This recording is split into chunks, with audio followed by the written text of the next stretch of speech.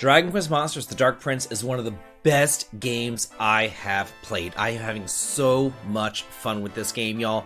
I haven't had this much fun with Monsters games since probably Dragon Quest Monsters Joker. It has been a hot minute, but I am having a blast with it. So I want to go ahead and share with y'all 5 hints and tips that I wish that I knew from the very get-go, and maybe help you alleviate some mistakes that you might be making in the early game with these hints and tips. But first, before we do get started, if you're new here to the channel, please do subscribe for some more top 10s, reviews, and news, and as always, hit that like button for the ratio. Now, let's get into these hints and tips. First up with number 1, monster placement matters. Whenever you get a new monster into your party, your first goal should be able to get it up to level 10 as soon as humanly possible. Even if you don't want to use it and it sucks, still level it up to 10. The reason for this is because you can only synthesize monsters once they've hit that minimum threshold. Monsters below level 10 are of no use to you. So as tempting as it might be to throw all of your newly recruited monsters straight into the paddock, I wouldn't do that if I were you. The reason for this is because monsters there only receive 25% of the experience that you gain in battle. The monsters in your reserves, though, receive 50% of that experience, while those in your active party are the only ones to receive 100% of all the battle experience. So what I do is I kind of have like 3 main monsters in the first 3 slots of my party. Then the 4th slot is kind of like a revolving door, depending on who needs to level up. But once they've hit that threshold, feel free to throw the useless buggers back into the paddock to make room for more. Number 2, scout efficiently. As tempting as it might be to scout every single monster as you come across them, I would recommend not doing this. Yeah, at the very beginning of the game, while you're still in Terrestria, you'll probably have to, but whenever you're down in Naderia, I would highly recommend making a beeline for the town, figuring out what you have to do in order to take down the big hitter, then going straight after the boss. Yeah, you'll do some battling and treasure hunting along the way, but don't worry too much about the recruiting, because once you go ahead and you kill that boss, it'll make your life so much easier. It's just kind of the way that scouting works here. Once you've taken down that big hitter, it becomes exponentially easier to scout all the monsters left in the circle. So it's at this point, after you've kind of done everything, that you really should start deep diving into exploring, looking around for all those treasures and the shinies, and waiting for the seasons to change in order to capture all the various monsters that you can. It just makes a world of difference when your scouting chances literally double just by defeating the big boss. And with over 500 monsters to capture here, it makes something potentially annoying and frustrating into something much more manageable. Also, don't forget that whenever you go into the map screen, you can then hit the X button to see what monsters appear in the region and which ones you've already captured. Number 3, fight wisely. Whenever it comes to RPGs, normally I am a complete control freak, and I hate letting the AI take over.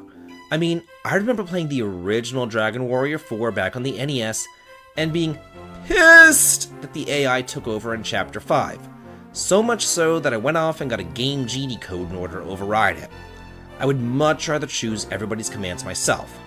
But considering just how much battling goes on here, coupled with the amount of grinding, and the fact that you can't control your monsters during the arena fights, you are going to have to bite the bullet and make use of all these tactics. Quite honestly though, your monsters are pretty damn smart. If a monster is weak to ice or fire, they will use the appropriate attack. And if a monster is susceptible to a status ailment, they'll use that too. And most importantly, if you have a monster set to focus on healing, then they'll be able to choose who to heal on the fly. What I mean by that is this: if you were to choose who to manually heal at the beginning of a round, it might not work out in your favor, because the enemies might gang up on somebody else. But if you have those tactics on, then your monsters will adjust and heal the appropriate monster right then and there in the middle of the round. But not only that, keep in mind that you're actually able to turn off certain spells completely.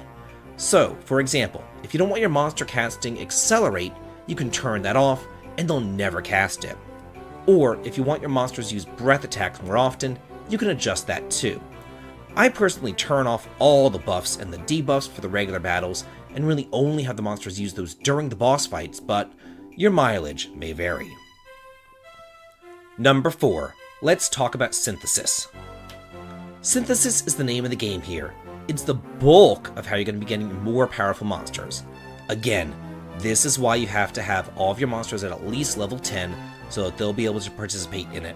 And it's also why you're going to want to recruit as many monsters as possible after you've defeated the bosses, so that as many possible combinations will be available to you.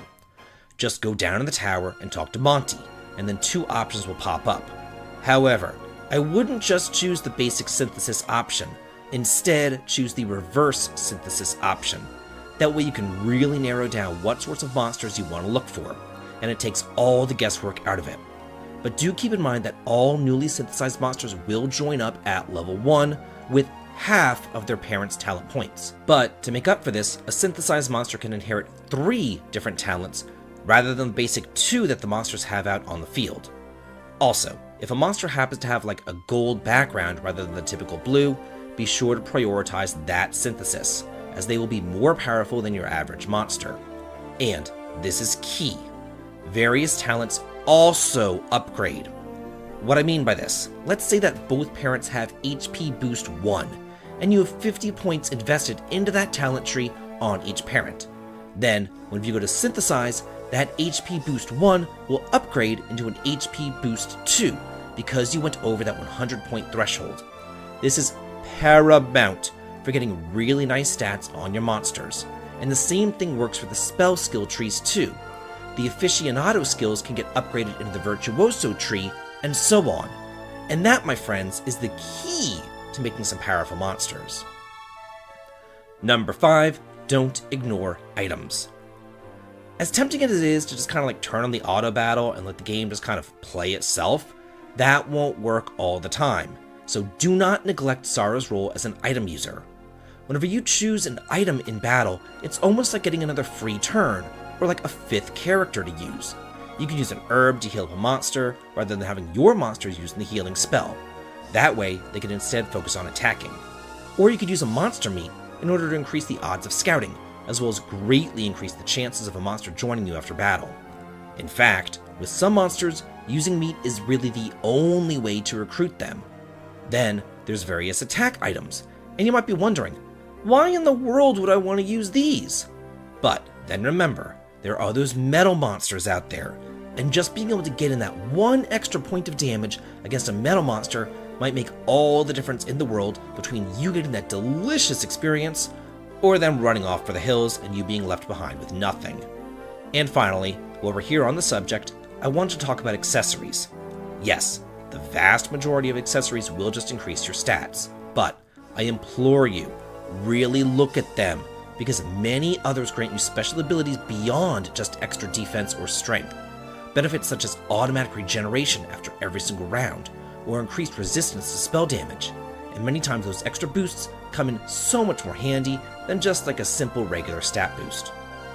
So that's it for the 5 best hints and tips for Dragon Quest Monsters: The Dark Prince. What are your favorite hints and tips about the game? Let me know in the comments, and let's get a discussion going on here to all talk and chat about it, because I'm always there reading. And if you like what I do here on the channel, please head on over to the Patreon to sign up for early access to my videos and behind the scenes photographs. The link to it is over in the video description. And as always, please like, comment, and subscribe, and have a good day.